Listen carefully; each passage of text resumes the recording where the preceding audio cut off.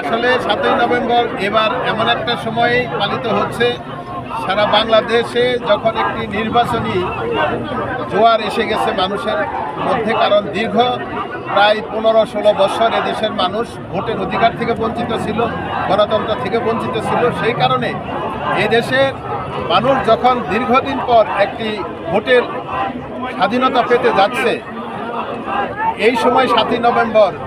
অতএব এই 7ই নভেম্বর একই সাথে যেমন এদেশের মানুষের গণতন্ত্র এবং দেশের স্বাধীনতার সার্বভৌমত্ব পুনরুদ্ধারের দিন, পাশাপাশি এবার জনগণের ভোটের মাধ্যমে নতুন সরকার, গণতান্ত্রিক সরকার নির্বাচিত করার একই সময় এই দিবসটি পালন হচ্ছে।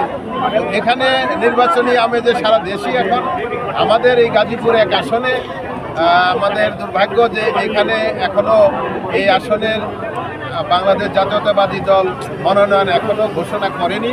তবে আমি বিশ্বাস করি যে আমার এই দলের প্রতি আমার যে বিগত দিনের অবদান, আমার যে ডেডিকেশন, আমার যে ত্যাগ, আমার যে পরিশ্রম, আমার এই গাজীপুর এক আসনের বিএনপির সকল নেতাকর্মীদের নিয়ে আমি আন্দোলন সংগ্রাম থেকে শুরু করে কারা নির্যাতন, এমনকি মিছিলে গুলির মুখেও আমাকে পড়তে হয়েছে। অতএব গাজীপুর একের সর্বস্তরের জনগণ আশায় আছে যে আমি মনোনয়ন পাব। এই জন্য হাজার হাজার লক্ষ লক্ষ আমার ভোটাররা তারা আমার জন্য দোয়া করছে এবং তারা দাবি জানাচ্ছে যে কাজী সাইদুল আলম বাবুর যেন মনোনয়ন নিয়ে আসে।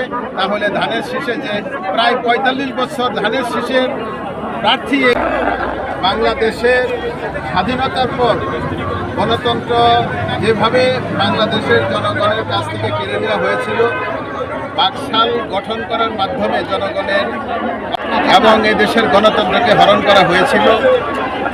এই দেশের জনগণ যখন এই স্বাধীন দেশে তার নিজের কথা বলার অধিকার থেকে বঞ্চিত, গণতন্ত্র থেকে বঞ্চিত, তখন একটা পর্যায়ে দেশে যখন সারা দেশে দুর্ভিক্ষ, তখন জনগণ রাস্তায় নেমে এসেছিল।